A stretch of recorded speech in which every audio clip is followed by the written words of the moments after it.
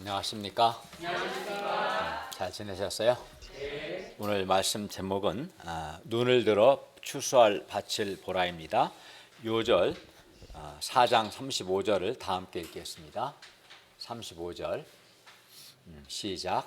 너희는 너 땅에 지나여 추수할 때가 이르겠다 생각하느냐. 그러나 나는 너희의 내일이 오니 너희 눈을 들어 밭을 보라. 씌어서 추수하게 되었도다. 기도하겠습니다. 은혜로우신 주님, 오늘도 저희가 성부 하나님, 성자 하나님, 성령 하나님께 예배드리게 해주셔서 감사합니다. 우리가 드리는 예배가 하나님을 기쁘시게 하는 예배가 되게 하여 주시옵소서. 우리의 많은 죄와 허물을 용서해 주시고 이 시간 하나님의 말씀으로 은혜와 복을 주시기를 기도합니다. 예수님의 이름으로 기도하였습니다. 아멘. 오늘 말씀은 세 가지 주제에 대해서 말씀합니다. 첫째는 예수님의 양식에 대해서, 둘째는 말씀을 통한 구원 역사에 있어서 뿌리는 자와 거두는 자가 가져야 할 자세에 대해서, 셋째는 예수께서 원하시고 기뻐하시는 믿음에 대해서 말씀합니다. 오늘 말씀을 통해서 예수님의 양식에 대해서, 특히 말씀 역사에 있어서 뿌리는 자의 자세에 대해서, 또 말씀을 믿는 믿음에 대해서 배울 수 있기를 기도합니다. 제1장 예수님의 양식 27절에서 34절 말씀입니다. 31절을 보십시오. 그 사이에 즉 사마리아 사람들이 여자의 증언을 듣고 예수님께로 오는 동안에 제자들이 예수님께 말합니다. 31절 하반절을 보시면 라삐어 잡수소서. 그러나 예수님은 뜻밖의 말씀을 하셨습니다. 32절을 보십시오. 내게는 너희가 알지 못하는 먹을 양식이 있느니라. 그리고 이렇게 말씀하시는 예수님은 얼굴이 아주 해같이 빛났고 힘이 또 기쁨이 넘쳐 보였습니다. 이에 제자들은 자기들이 동네에 간 사이 누가 잡수실 것을 갖다 드렸는가 서로 말했습니다. 예수님은 이런 제자들에게 예수님의 양식에 대해서 말씀합니다. 34절을 다 같이 읽겠습니다. 시작. 예수께서 이르시되 나의 양식은 나를 보내신 이의 뜻을 행하며 그의 일을 온전히 이루는 이것이니라. 양식이란 의식주에서 먹을 식에 해당하는 것으로서 양식은 생명 유지에 아주 중요합니다. 사람들은 뭐라고 다 먹고 살기 위해서 하는 거니까 일단 먹자, 잘 먹자 이렇게 말합니다. 그만큼 먹는 게 중요하죠. 그리고 먹을 것 앞에서, 특히 맛있는 것 앞에서 사람들의 표정이 밝아집니다. 그리고 아주 맛있는 걸 먹으면 즐겁습니다. 그렇지 않아요, 이요셉? 네, 사람들이 사람들은 양식, 음식, 먹거리를 먹음으로써 생명을 유지할 뿐만 아니라 힘을 얻고 또 기쁨도 얻고 만족도 얻습니다. 반면 사람이 양식을 먹지 않으면 힘이 없고 또 의욕도 없어집니다. 어떤 사람은 배가 고프면 짜증이 납니다. 양식, 즉 음식, 먹거리란 바로 이런 겁니다. 그런데 예수님은 하나님의 뜻을 행하며 하나님의 일을 온전히 이루는 것이 바로 예수님 자신의 양식이다라고 말씀합니다. 즉 예수님은 하나님의 뜻을 행하고 하나님의 일을 온전히 이루는 것을 통해서 그 양식이라는 것은 힘을 얻고 기쁨도 얻고 만족을 얻는다라는 뜻입니다. 그래서 예수님은 하나님의 뜻을 행하고 하나님의 일을 온전히 이루실 때 그때가 가장 힘이 있고 가장 기쁘고 가장 만족이 넘치셨습니다. 그러면 이렇게 예수님은 하나님의 뜻, 하나님의 일, 이것이 양식이라고 하셨는데 여기서 하나님의 뜻, 곧 하나님의 일은 구체적으로 무엇을 가리킬까요? 요한복음 6장 40절에서 예수님은 내 아버지의 뜻은, 즉 하나님의 뜻은 아들 예수님을 보고 믿는 자마다 영생을 얻는 이것이라고 말씀하셨어요. 그렇기 때문에 예수님을 믿고 영생 얻는 것, 죄 용서 받는 것, 또 누가복음 19장 10절에서는 죄인을 구원하는 것, 또 영적으로 죽은 자들이 하나님의 말씀 듣고 살아나는 것, 이것이 이제 하나님의 뜻이죠. 그러니까 예수님 믿고 영생 얻는 것, 죄인을 구원하는 것, 예수님의 말씀을 듣고 사람이 살아나고 변화되는 것. 이것이 이제 하나님의 뜻이고 하나님의 일입니다. 예수님께서 이 사마리아에 처음 오셨을 때는 먼 여행길에 매우 피곤하고 시장하셨습니다. 뭐 지하철 타고 가신 것도 아니고 그 먼 거리를 걸어서 가셨기 때문에 피곤하셨어요. 또 식사를 못 하셨기 때문에 시장하셨습니다. 예수님께서도 우리처럼 육신을 입으셨기 때문에 그저 뭐라도 좀 먹고 편히 쉬고 싶으셨을 겁니다. 그러나 예수님은 이 피곤함과 목마름, 허기짐을 극복하고 사마리아 한 여자를 도우셨습니다. 왜 그렇겠어요? 몸이 피곤하고 또 목마르고 허기지는데도 이 여자를 왜 도우셨을까요? 그만큼 사마리아 한 영혼을 예수께서 사랑하셨기 때문입니다. 사마리아 여자에게 인격적으로 1대1로 성경 공부를 통해서 예수님은 영생하도록 솟아나는 샘물에 대해서 말씀해 주셨고 또 이 여자의 문제가 남편 문제임을 가르쳐 주시고 그에게 말씀하는 예수님이 바로 그리스도이심을 말씀해 주셨습니다. 성경 공부를 통해서. 그래야 여자는 예수님과의 인격적인 1대1 성경 공부를 통해서 예수님을 그리스도로 영접하고 영생을 얻었습니다.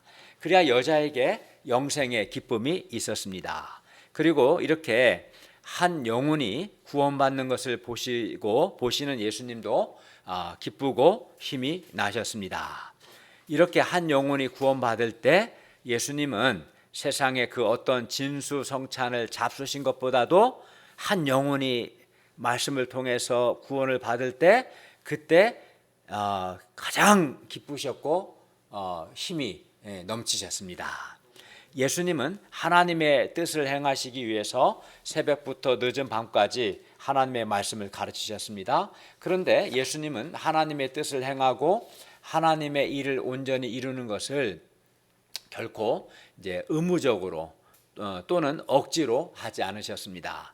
하나님의 뜻, 하나님의 일을 온전히 이루는 것이 예수님께는 생명력과 힘과 기쁨과 만족을 주는 아주 좋은 양식이었습니다.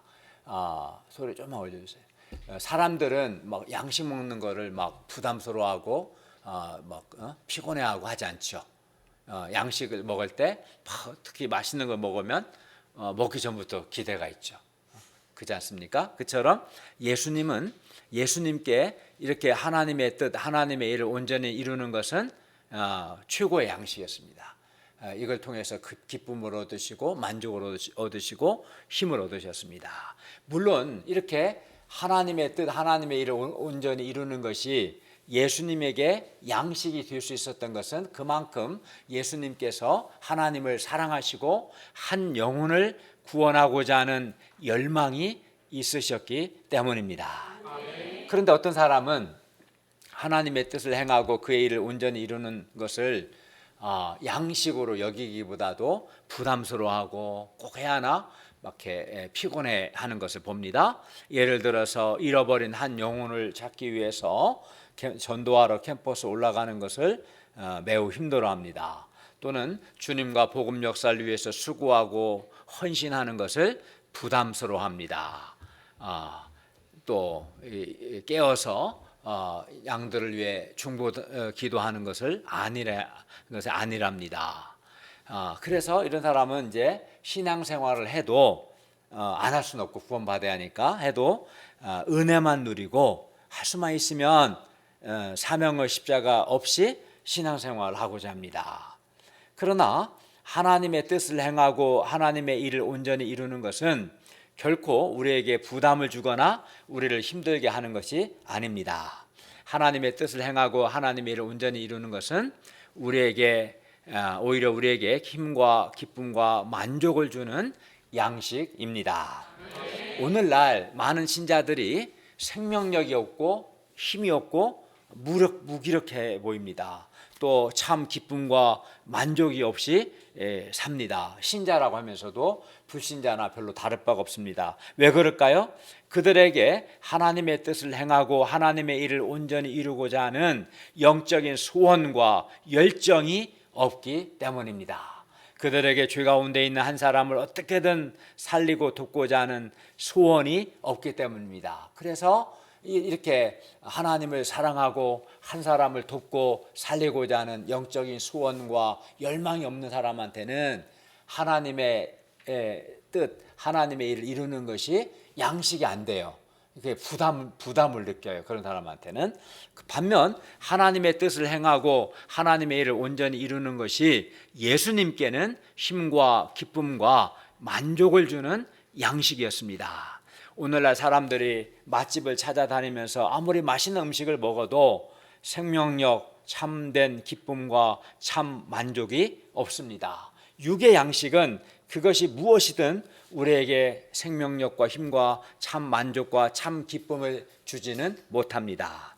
사람은 개돼지가 아니기 때문에 사람은 육의 양식만으로는 충분치 않습니다. 육의 양식은 한계가 있습니다.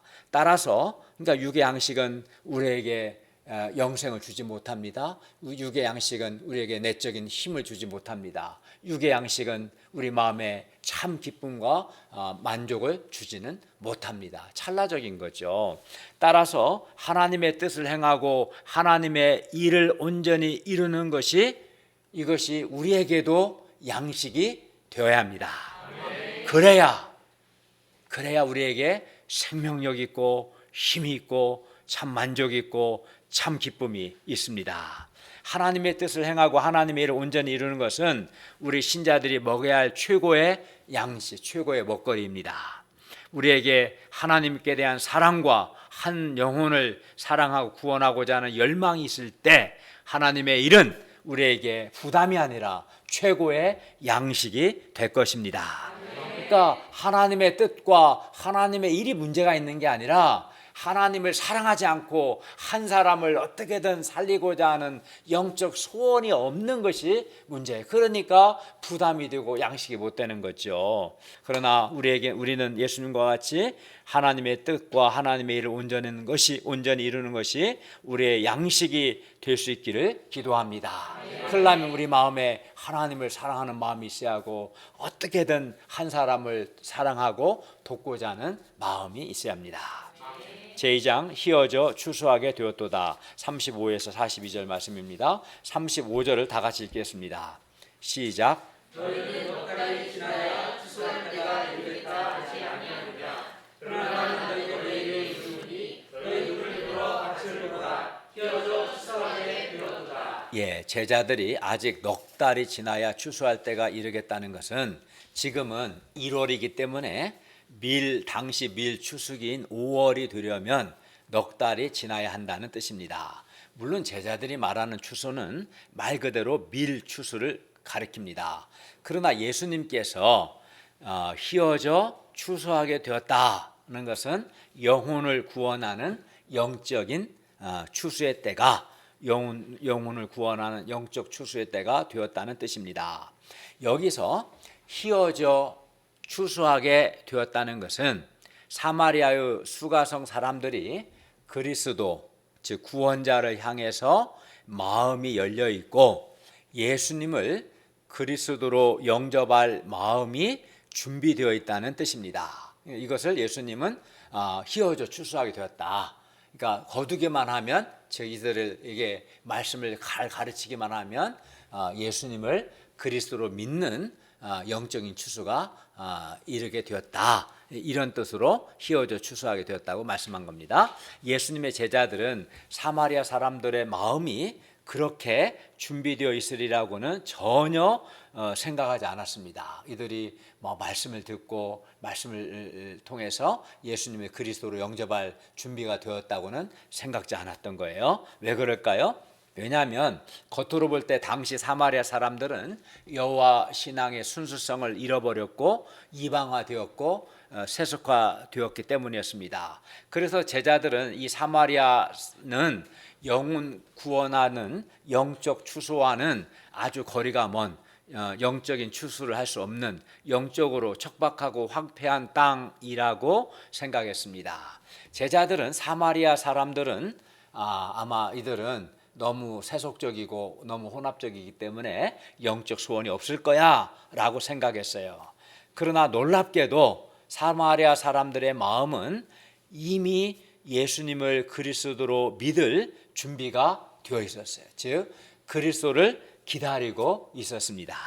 제자들은 사마리아가 휘어져 추수하게 된 것을 보지 못했습니다. 반면 예수님께서는 사마리아 한 여자가 예수님을 그리스도로 영접하도록 도우시면서 사마리아 지역에 이 본문의 이 여자 말고도 휘어져 추수하게 된 사람들이 많이 있음을 보셨습니다. 그러나 사마리아 여자가 처음부터 예수님을 그리스도로 믿은 것은 아니었습니다. 처음에는 물을 좀 달라는 부탁도 거절할 만큼 겉으로 볼 때 영적 소원이 없어 보였고 또 대화하기도 매우 힘든 그런 양이었습니다. 우리식으로 말하면 전 캠퍼스에서 전도할 때 설문지 한 장 작성해 줄 소원이 없는 마치 그런 양처럼 보였습니다. 그러나 예수님은 사마리아 여자의 겉모습만 보고 실망하시거나 포기하지 않으셨습니다. 예수님은 이 사마리아 여자의 영혼의 목마름을 보셨습니다. 그러니까 사람들은 이 여자의 겉모습만 주로 보는데 예수님은 이 여자의 영혼의 목마름을 보신 겁니다. 그리고 예수님은 예수님의 그 겸손, 인내, 사랑의 수고를 통해서 그 여자의 마음이 조금씩 열리고 마음에 예수님께 대한 소원도 생겨나고 나중에는 예수님을 그리스도로 믿게 되었습니다. 그리고 예수님은 그 사마리아 여자 이 한 사람의 변화와 또 이 여자의 증언을 통해서 많은 사마리아 사람들이 예수님께로 나올 비전을 보셨습니다.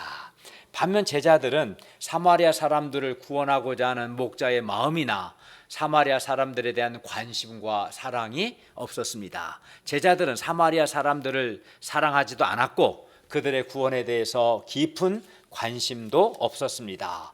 그래야 이러한 제자들의 눈에는 사마리아가 휘어져 추수하게 된 것, 그리스도를 영접할 준비가 된 것이 보였겠어요? 안 보였겠어요?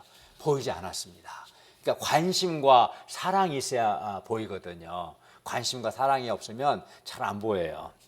제자들은 사마리아 사람들의 겉모습만 피상적으로 보았습니다. 만약 제자들이 사마리아 이 여자와 대화했다면 아마 별로 소원 없는 양이라고 포기했을지 모릅니다. 그러나 제자들이 예수님처럼 사마리아 사람들을 사랑하고 그들을 구원하고자 하는 목자의 마음을 가졌더라면 그들도 이 사마리아 지역이 휘어져 추수하게 되었음을 보게 되었을 겁니다. 예수님은 이 시간 우리에게도 눈을 들어 밭을 보라, 눈을 들어 저 캠퍼스를 보라, 휘어져 추수하게 되었도다 라고 말씀합니다. 우리도 그렇기 때문에 예수님처럼 우리의 눈을 들어 캠퍼스 학생들에 대한 목자의 마음과 관심과 사랑을 가지고 눈을 들어 캠퍼스를 본다면 우리가 섬기는 이 중앙대 숙대 캠퍼스에도 반드시 이 여인처럼 휘어져 추수하게 된 사람들, 준비된 그런 사람들이 있음을 볼 수 있습니다. 중앙대 숙대 캠퍼스에도 모든 사람이 그런 건 아니지만 반드시 휘어져 추수하게 된 사람들이 있습니다. 우리가 예수님의 마음과 눈으로 그들을 바라볼 수 있기를 기도합니다. 그들의 겉모습만을 보지 않고 영혼의 목마름을 볼 수 있기를 바랍니다. 36절을 보십시오. 예수님께서 말씀합니다. 함께 읽겠습니다. 시작. 거둔 자가 이미 삭도 받고 영생에 이르는 열매를 모으나니 이를 뿌리는 자와 거두는 자가 함께 즐거워하게 하려 합니다. 거두는 자는 추수하는 자를 가리키고 거두는 자, 즉 추수하는 자가 이미 삭을 받았다는 것은 이미 추수가 시작되었다는 것을 뜻합니다. 그리고 여기서 추수는 36절에서 영생에 이르는 열매를 모으는 것으로서 예수님과 수가성 여인의 만남을 통해 이미 이 추수가 시작되었습니다. 36절 예수님의 말씀을 보면 말씀을 통한 구원 역사에는 뿌리는 자와 거두는 자가 있음을 알 수 있습니다. 그리고 여기서 뿌리는 자가 뿌리는 것은 사람들의 구원을 위해서 하는 모든 노력과 수고를 가리킵니다. 뿌리는 자가 뿌린다는 것은 사람들의 영혼 구원을 위해서 하는 모든 노력과 수고를 가리킵니다. 예를 들어 사람들에게 말씀을 전하고 또 사람들의 구원을 위해 기도하고 또 한 영혼의 구원을 위해 자기에게 있는 시간과 물질과 재능 등을 사용하는 것. 또 우리가 지난주 아카데미 섬기듯이 아카데미 환경을 만들고 또 학생들을 초청한 이런 수고도 다 뿌리는 거라고 할 수 있겠죠. 뿌리는 자가 뿌리는 겁니다. 그리고 거두는 자가 거두는 것은 즉 영생에 이르는 열매를 이제 모으는 걸 가리키는데요. 복음의 말씀을 전해서 예수님을 믿게 하는 것이죠. 그러니까 준비된 사람이 있거든요. 희어져 추수하게 된 사람, 영적으로 준비된 사람이 있고 이들에게 예수 그리스도의 복음의 말씀을 전하면 이들이 예수를 믿게 되죠. 믿으면 영생을 얻겠죠. 이게 이제 복음을 전해서 그 사람이 예수를 믿게 되면 그 영생에 이르는 열매를 거두는 것이고, 그죠? 이런 역사를 위해서 우리가 학생들에게 전도하고 또 많은 사랑의 수고를 하고 초청도 하고 하는 것들이 이제 뿌리는 것이라고 할 수 있을 겁니다. 본문에 사마리아 사람들은 마치 익은 곡식처럼 그 마음이 예수 그리스도를 영접할 준비가 되어 있었는데 이게 이제 희어져 추수하게 된 거죠. 그것은 그냥 된 것은 아니고요. 먼저 그들에게 이렇게 희어져 추수하기까지는 그들에게 씨를 뿌린 사람들이 있었습니다. 과거 엘리야, 엘리사, 호세와 같은 선지자들이 사마리아 사람들의 구원을 위해서 말씀을 전하는 등 많은 사랑의 수고와 헌신을 했었습니다. 그리고 마침내 예수님의 때에 희어져 추수하게 된 것이죠. 준비된 거죠. 그리고 영생에 이르는 열매를 이제 예수님과 또 후에는 제자들이 거두게 되었습니다. 먼저 이제 예수님이 거뒀죠. 그 첫 열매가 본문의 사마리아 여자죠. 예수님께서 말씀을 가르쳐서 이 여자가 예수님을 그리스도로 믿으면서 영생에 이르는 열매를 거두기 시작했고요. 또 이제 사마리아 사람들도 이제 열매들로 나타납니다. 그리고 이 열매를 거두는 사람은 열매를 거둘 때 어떨까요? 즐겁죠. 내가 예수 그리스도의 복음을 전했는데 이 사람이 복음을 받아들이고 죄 용서받고 영생 얻는 걸 보면 즐겁지 않겠습니까? 그래서 거두는 사람은 즐겁습니다. 그런데 동시에 뿌리는 자들도 함께 즐겁습니다. 왜 그럴까요? 왜냐하면 뿌린 자들은 거둔 건 아니에요. 그러니까 거둔 것은 복음의 말씀을 전했을 때 상대방이 예수를 믿고 죄 용서받고 구원을 받는 거, 영생 얻는 게 이제 거두는 거잖아요. 근데 뿌리는 자들은 이렇게 열매를 아직 거두지는 못했죠. 그러나 뿌린 자들은 뿌리는 자기들의 수고가 예를 들어 막 양들을 위해 중보기도 하고 환경도 만들고 캠퍼스 전도도 하고 예배 초청도 하고 물질도 드리고 시간도 드리고 등등등 이런 자기들의 수고가 헛되지 않다는 것을 알기 때문입니다. 그걸 내가 알기 때문에 뿌리는 자들도 당장에 거두진 않아도 즐거워할 수 있죠. 그래서 말씀을 통한 구원 역사는 거두는 사람과 뿌리는 사람이 함께 즐거워합니다. 그런데 일반적으로 농사는 어때요? 뿌린 사람이 거둡니다. 딸기 씨앗을 뿌리면 뿌린 사람이 거두죠. 농사를 치면 또 뿌린 사람이 거둡니다. 왜 그럴까요? 왜냐하면 보통 이 농사는 1년 만에 결실을 보기 때문입니다. 물론 어떤 농작물은 1년에 2번 결실하기도 하지만 대체로 1년에 1번 결실을 하는데 대체로 봄에 이제 씨를 뿌린 농부는 가을에 수확을 거둬요. 1년 안에 뿌리는 것과 거두는 것이 다 이루어져요. 그래서 뿌리는 사람과 거두는 사람이 일반적인 농사는 일치하죠. 그죠? 그러나 영적인 추수는 영혼을 구원하는 영적 추수는 뿌리는 자와 거두는 자가 일치하지 않습니다. 본문에서 예수님은 말씀합니다. 37절을 보십시오. 그런즉 한 사람이 심고 다른 사람이 거둔다 하는 말이 옳도다. 이 말씀은 유대인의 속담으로 뿌리는 자와 거두는 자가 서로 다르다 라는 뜻입니다. 그러면 왜 그럴까요? 말씀의 씨는 농작물과 달리 말씀의 씨는 금방 혹은 1년 만에 자라지 않고 오래 걸릴 수 있기 때문입니다. 어떤 경우는 몇 개월이 걸리지 않지만 그러나 어떤 경우에는 말씀의 씨가 뿌려지고 열매를 거두기까지 몇 년, 몇십 년, 심지어 몇백 년이 걸리기도 합니다. 그래서 뿌리는 자와 거두는 자가 일치하지 않는 거예요. 38절을 읽겠습니다. 시작. 내가 너희도 노력하지 아니한 것을 거두러 버렸으니 다른 사람들은 노력하였고 너희는 그들이 노력한 것에 참여하였느니라. 예, 여기서 다른 사람들은 노력했다고 했는데 다른 사람들은 말씀의 씨를 뿌린 자들을 가리킵니다.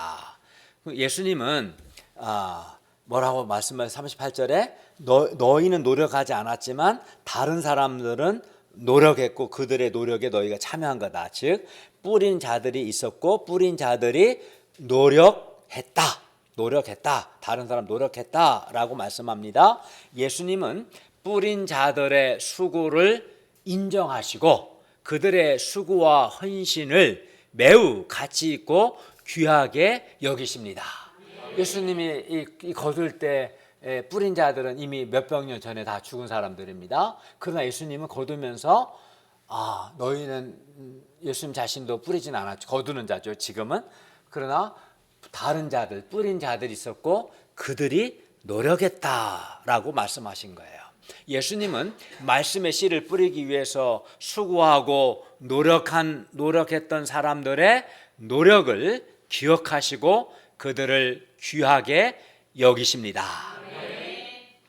그러므로 우리가 당장 영생에 이른 열매를 거두지 못할지라도 우리가 사람들의 구원을 위해 기도하는 것, 예배 환경을 준비하는 것, 캠퍼스 전도하는 것, 또 예배 양들을 초청하는 것 등 복음 역사를 위해 드린 우리의 수고와 헌신은 결코 헛되지 않습니다.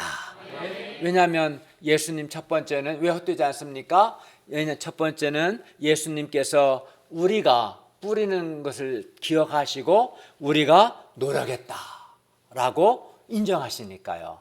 둘째는 때가 되면 우리가 뿌린 것에 대해서 거두는 자가 우리가 노력해서 뿌린 것, 우리가 노력한 것을 거둘 것이기 때문입니다. 이걸 생각하면 헛되지 않죠. 근데 언제 사람들 헛되다 생각해요?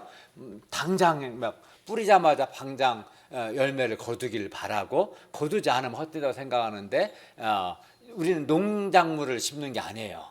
우리는 영적인 추수를 하는 거죠. 말씀의 씨를 뿌리고 영혼 구원하는 영적 추수는 일반 농사와 달리 1년 안에 다 뿌리고 거두고 할 수 없거든요. 그걸 우리가 알아야 합니다. 근데 어쨌든 예수님은 분명히 말씀하셨어요. 다른 사람들이 노력했다. 그 씨를 뿌리기 노력한 자들의 수고를 예수님은 기억하시고 높이 평가하시고 칭찬하시고, 그리고 때가 되면 거두는 자에 의해 거두어질 것이기 때문에 우리의 수고가 헛되지 않습니다.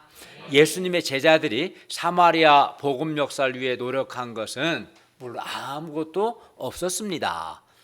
역사 속에서 수많은 다른 사람들, 선지자들이 많이 노력했던 겁니다. 어떤 선지자는 자기 목숨을 버리기까지 씨를 뿌리기 위해서 노력했습니다. 그리고 제자들은 그들이 씨 뿌리는 자들이 노력한 것의 열매를 이제 하나님의 때가 되어 거두게 된 것입니다. 39절부터 42절을 보면 많은 사마리아 사람들이 사마리아 여자의 증언을 듣고 예수님을 믿었습니다. 그런데 사마리아 사람들이 예수님의 말씀을 친히 듣자 더 많은 사람들이 예수님이 참으로 세상의 구주이신 줄을 믿었습니다. 그러니까 어떻게 예수님을 만나게 되었는가? 인생 소감을 듣고 여자 인생 소감 듣고 많은 사람들이 믿었고 예수님의 말씀을 듣고 더 많은 사람들이 예수님을 믿었어요. 그러니까 인생 소감을 발표하고 듣는 것이 중요하죠. 왜냐하면 여자 인생 소감을 통해서 많은 사람이 예수 믿었으니까요. 인생 소감을 발표와 듣는 것도 중요하지만 예수님의 말씀을 우리가 가르치고 예수님의 말씀을 듣는 말씀 공부는 더 중요한 거죠. 왜? 예수님의 말씀을 듣고 더 많은 사람이 구원을 받았으니까 예수의 말씀을 가르치고 말씀을 듣는 게 뭡니까? 그 말씀 공부죠. 말씀 공부는 더 중요해요. 그러므로 우리가 소원을 가지고 말씀을 공부하고 주일 예배 말씀을 잘 들을 수 있기를 기도합니다. 가만히 있는데 믿음이 생길 수는 없는 거예요. 믿음은 들음에서 난다고 했거든요. 인생 소감도 듣고 하나님의 말씀도 듣고 근데 그냥 들으면 안 되고 소원을 가지고 들을 때 믿음을 갖게 됩니다. 예수님의 제자들이 사마리아 복음 역사를 수고했고요. 그리고 예수님 제자들은 수고하지 않았지만은 전에 뿌린 자들의 노력한 것을 이제 거두게 되었던 거죠. 예수님이 먼저 거두시고 후에 제자들을 거둡니다. 이 상에서 이제 우리는 하나님의 말씀 역사에 대해서 몇 가지 배울 수 있어요. 첫째는 하나님의 말씀 역사에는 뿌리는 자도 있고 거두는 자도 있고 뿌리는 자와 거두는 자가 함께 즐거워하는 역사다라는 걸 배울 수 있습니다. 하나님의 말씀 역사는 뿌리는 사람만으로는 되지 않고 또 거두는 사람만으로도 되지 않습니다. 하나님의 말씀을 통한 구원 역사는 뿌리는 사람도 있어야 하고 거두는 사람도 있어야 돼요. 그리고 뿌리는 자와 거두는 자가 한마디로 동역하는 역사입니다. 그리고 하나님의 말씀을 통한 구원 역사는 뿌리는 자와 거두는 자가 함께 즐거워하는 역사예요. 뿌리는 자와 거두는 자가 동역해서 함께 즐거워하는 역사죠. 그리고 물론 영생에 이르는 열매를 모으는 거두는 자가 즐거워하는 것은 너무나 당연합니다. 말씀 가르쳤는데 그 사람이 말씀을 통해서 예수를 영접하고 죄 용서받고 구원받고 변화되는 걸 보면 얼마나 즐겁습니까? 당연히 즐겁죠. 그러나 뿌리는 자는 영생에 이르는 열매를 거두지 못하는데도 어떻게 즐거워할 수 있을까요? 성경은 분명히 거두는 자와 뿌리는 자 거두는 자가 함께 즐거워한다 36절 하반절에 있는데 뿌리는 자는 거둔 게 없는데 어떻게 즐거워할 수 있을까요? 하나님의 말씀을 뿌리는 자는 말씀을 뿌리는 자기의 수고가 결코 헛되지 않고 반드시 하나님의 때에 거두는 자에 의해서 영생에 이르는 열매를 거둘 것을 확신하기 때문에 즐거워할 수 있습니다.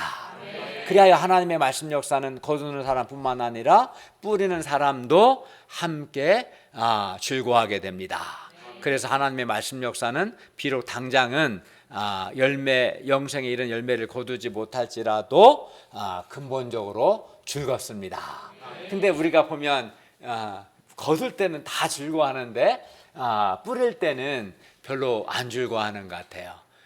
자기 딴에는 열심히 말씀을 뿌리고 사랑을 뿌리고 기도를 뿌리고 사랑의 수고를 뿌렸는데 아무 변화가 없는 것 같이 느껴질 때 막 이렇게 말씀 역사에 대해서 부정적인 생각도 들고 손해의식도 갖고 말씀을 뿌리나 안 뿌리나 뭐 결과는 똑같은데 굳이 뿌려야 하나 이런 상대적인 생각도 하게 되잖아요. 이거 되게 잘못된 거죠. 왜 그런 생각하는 거예요? 믿음이 없으니까.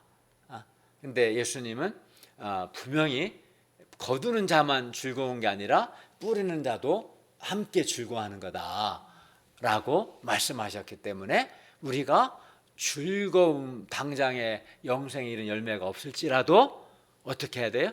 즐거움 가운데 뿌려야죠. 왜 즐거울 수 있어요? 첫째는 분명히 예수님이 뭐라고 그랬어요? 다른 사람 노력했다. 38절에 여기서 다른 사람들은 뿌리는 자거든요. 뿌리는 자들이 노력했고 너희는 그들 뿌리는 자들이 노력한 것에 참여한 거다. 예수님께서 우리가 뿌리는 것을 다 보고 계셔요. 그리고 기억하시고 뿌린 자들의 수고를 굉장히 주께서 기억하시고 귀하게 여기시고 감사하시는 거예요. 그들이 많이 뿌렸기 때문에 구약의 선지자에 뿌렸기 때문에 사마리아 예수님 지금 거두고 계시는 거죠. 그렇기 때문에 예수님은 구약의 그 그들이 눈물로 뿌린 그 선지자들의 수고를 기억하시고 노력을 기억하시고 감사하시는 거예요. 뒤에 보면 이제 우리 다음에 볼게 감사해야 한다고 말씀하거든요. 예수님 자신이 감사함으로 거두셨어요.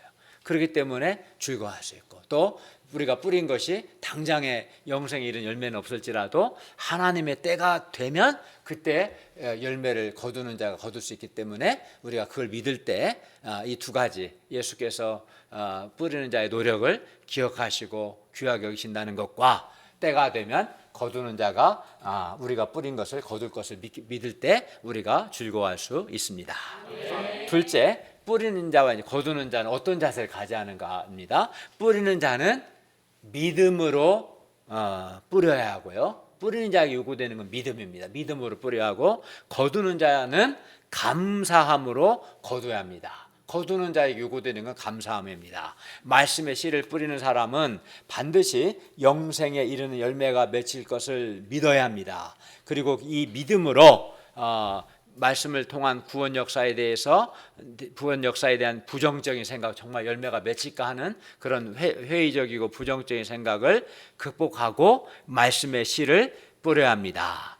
부정적인 생각을 극복하는 것은 믿음밖에 없어요. 반드시 뿌린 말씀의 씨가 때가 되면 열매를 거둘 거라는 믿음이 있으면 우리가 부정적인 생각을 극복할 수 있어요. 그래서 뿌리는 자에게 요구되는 건 뭐예요? 믿음이죠. 믿음으로 뿌려야 돼요.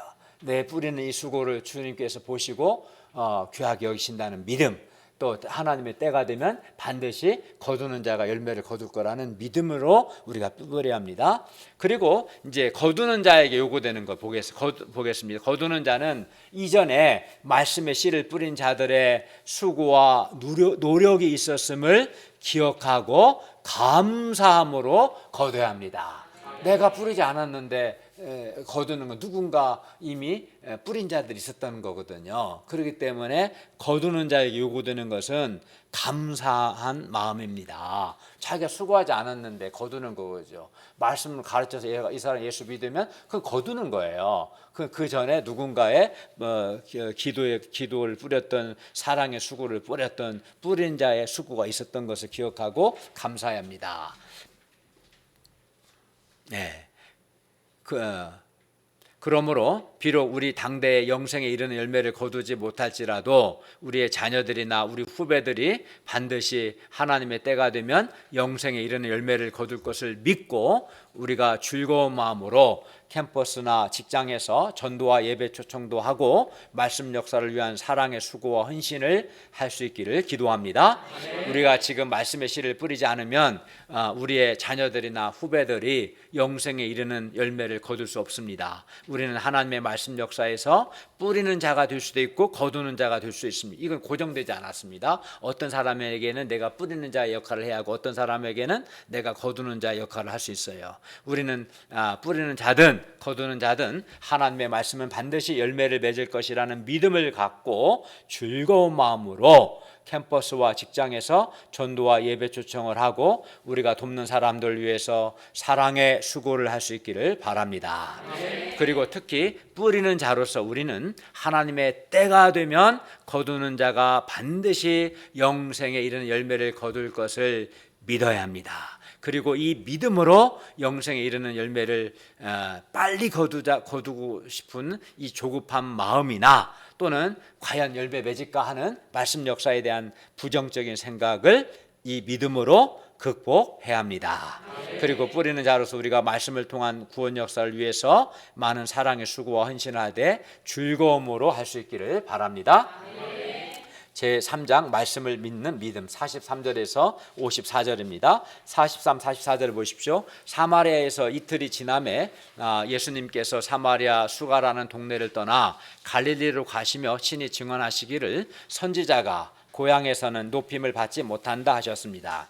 예수님은 선지자가 고향에서 높임을 받지 못한다는 이 정서를 예수님 자신에게 적용하셨는데, 이는 예수님의 고향 갈릴리 사람들은 사마리아 이 수가라는 동네 사람들이나 바로 뒤에 나오는 왕의 신하와는 달리 표적과 기사를 보지 못하면 도무지 믿지 않기 때문이었습니다. 45절을 보십시오. 예수님께서 갈릴리에 이르심에 갈릴리인들이 예수님을 영접하니 이는 자기들도 명절에 갔다가 예수님께서 명절 중에 예루살렘에서 하신 모든 일, 즉 예수님께서 예루살렘에서 행하신 여러 표적들을 보았기 때문입니다. 그러나 여기서 갈릴리 사람들이 예수님을 영접했다는 것은 예수님을 그리스도로 영접한 것이 아니라 예수님께서 예루살렘에서처럼 갈릴리에서도 표적과 기사 행하기를 기대했다는 뜻입니다. 46절을 보십시오. 예수님께서 다시 갈릴리 가나에 이르시니 전에 물로 포도주를 만드신 곳이었습니다. 그런데 거기에 왕의 신하가 있었는데 그의 아들이 가버나움에서 병들었습니다. 왕의 신하는 예수님께서 유대로부터 갈릴리로 오셨다는 것을 듣고 가서 예수님께 도움을 청합니다. 47절 하반절을 보십시오. 내려오셔서 내 아들의 병을 고쳐주소서. 그가 이렇게 말하는 것은 그의 아들이 병들어 거의 죽게 되었기 때문이었습니다. 그러면 이때 예수님 어떻게 하셨습니까? 48절을 읽겠습니다. 시작. 예수께서 이르시되 너희는 표적과 기사를 보지 못하면 도무지 믿지 아니하리라. 여기서 너희는 왕의 신하가 아니라 표적과 기사를 보지 못하면 도무지 믿으려고 하지 않는 갈릴리 사람들을 가리키고 예수님은 이러한 자들, 표적과 기사, 기적을 보지 않으면 믿지 않으려 하는 이러한 자들을 책망하십니다. 반면 사마리아 사람들처럼 표적과 기사를 보지 않아도 예수님의 말씀을 듣고 예수님을 믿는 자들을 기뻐하십니다. 그런데 어떤 사람들은 갈릴리 사람들처럼 표적과 기사, 어떤 기적을 보지 못하면 자기는 믿지 못하겠다고 말합니다. 예를 들어 주님께서 암과 같은 잘 치료되지 않는 병을 고쳐주셔야 내가 믿겠다. 또는 어떤 나한테 중요한 이 시험에 합격시켜주면 내가 믿고 안 시켜준다 생각해봐야겠다. 이렇게. 또는 내가 꼭 들어가고 싶은 기업에 취직이 되면 내가 믿겠다. 이렇게 합니다. 또는 나의 어떤 인생 문제가 있는데 이 문제를 꼭 해결해 주시면 믿겠다. 그러나 해결 안 해주시면 이제 못 믿는 거죠. 이런 식으로 자기 나름대로 어떤 표적, 어떤 기적을 구합니다. 그리고 그 표적과 기적을 내가 봐야만 이제 믿겠다라고 말합니다. 이런 생각합니다. 말 안 해도. 그러나 이는 매우 잘못된 신앙입니다. 잘못된 신앙입니다. 예수님은 이런 자들을 책망하십니다. 49절을 보십시오. 왕의 신하가 말합니다. 주여 내 아이가 죽기 전에 내려오소서. 왕의 신하는 47절에서도 내려오셔서 내 아들의 병을 고쳐주십시오라고 했고요. 49절에서도 주여 내 아이가 죽기 전에 내려오소서라고 말합니다. 그는 반복해서 47절과 49절에서 예수님께서 내려오셔서 고쳐달라고 부탁했습니다. 그러나 예수님은 내려가지 않으시고 오직 말씀하십니다. 50절을 보십시오. 가라, 너의 아들이 살아있다. 예수님은 왕의 신하가 표적과 기사를 보지 못해도 그가 예수님의 말씀을, 즉 가라 너의 아들이 살아있다는 예수님의 이 말씀을 믿기를 원하셨습니다. 여러분이 왕의 신하라면 이때 여러분은 어떻게 하시겠습니까? 어떻게 하시겠습니까? 김동현 목사님은 어떻게 하시겠습니까? 가라 너의 아들이 살아있다 말씀하면은 바로 믿고 하겠습니까? 네, 감사합니다.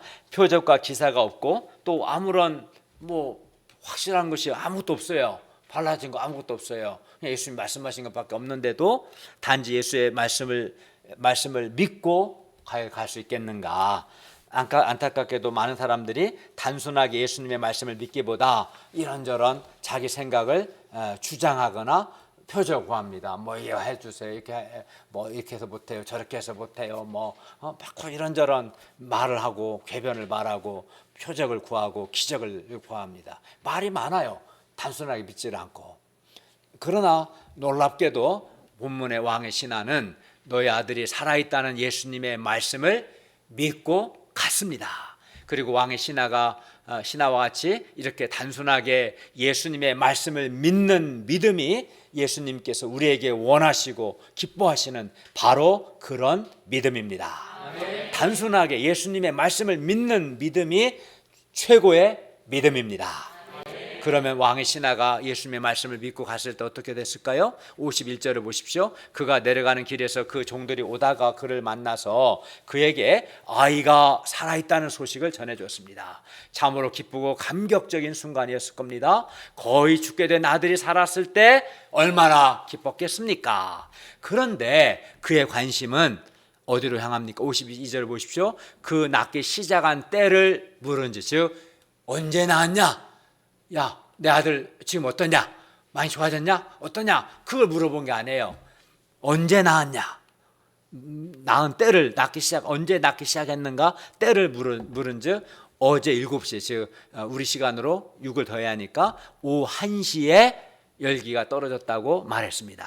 왕의 신하는 아기가 자기 아들이 살아있다는 것 자체보다도 언제 낳기 시작했는가에 더 관심을 가졌습니다. 그리고 그렇게 한 것은 왕의 신하는 예수님의 말씀을 믿었는데 자기 믿음을 확인하고 싶었기 때문이었습니다. 53절을 보면 낳기 시작한 때는 예수님께서 왕의 신하에게 너의 아들이 살아있다는 말씀을 하신 바로 그때였으며, 예수님께서 왕의 신하에게 너의 아들이 살아있다는 말씀하셨을 때 그리고 그 말씀을 믿었을 때 바로 그때 그 아이가 낳기 시작한 것이었습니다. 그리하여 왕의 신하는 예수님께 대한 믿음이 더욱 견고해졌어요.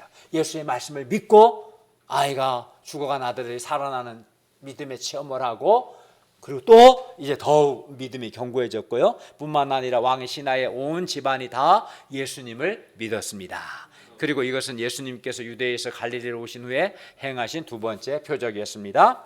예수님께서 우리에게 원하시는 믿음은 표적과 기사를 보고 믿는 믿음이 아니라 예수님의 말씀을 믿는 믿음입니다.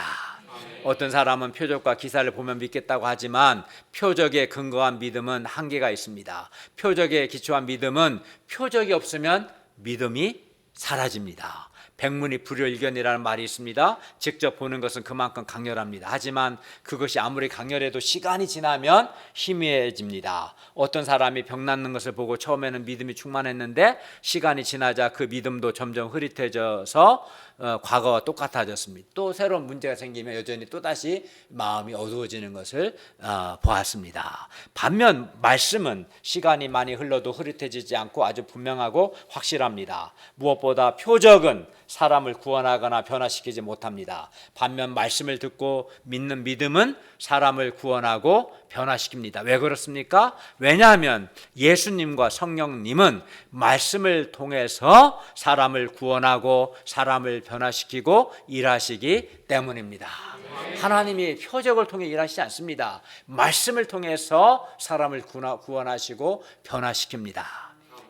그러므로 우리는 표적과 기사에 기초한 믿음이 아니라 말씀에 기초한 믿음을 가져야 합니다.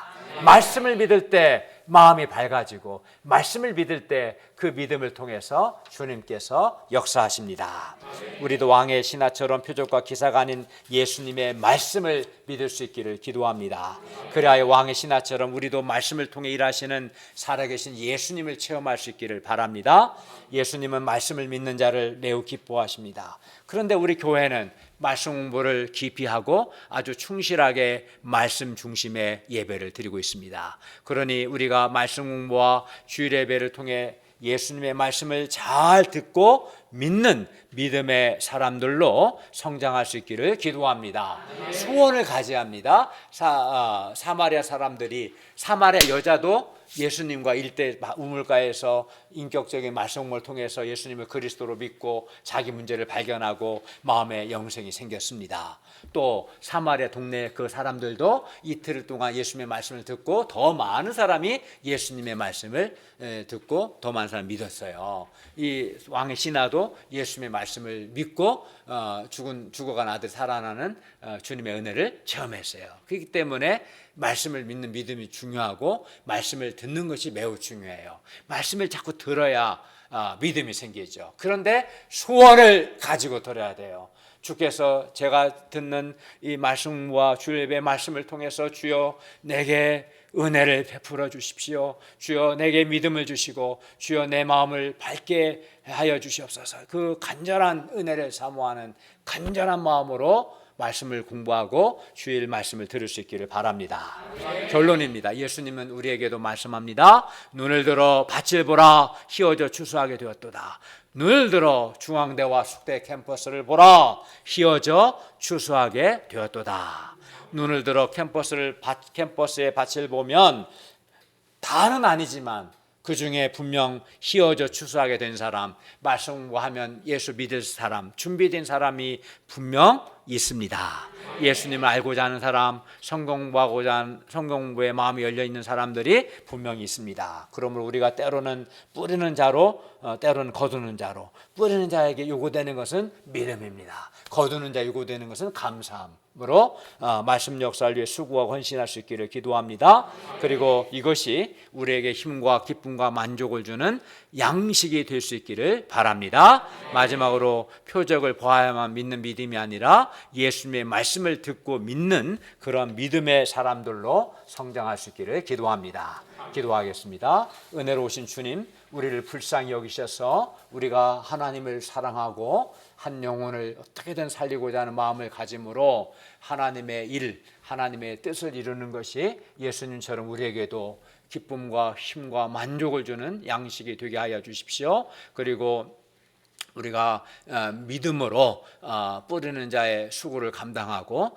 또 거둘 때는 감사함으로 거둘 수 있도록 도와주십시오. 당장은 눈에 보이는 열매가 영생 이른 열매가 없을지라도 주님께서 우리의 수고를 기억하시고 귀하게 여기신다는 것과 때가 되면 거두는 자에 의해서 영생 이른 열매를 거둘 것을 믿고 믿음으로 말씀의 씨, 사랑의 수고를 감당하게 씨를 뿌리고 사랑의 수고를 감당하고 또 거둘 때는 누군가의 수고가 있었음을 기억하고 감사함으로 거두게 도와주시옵소서.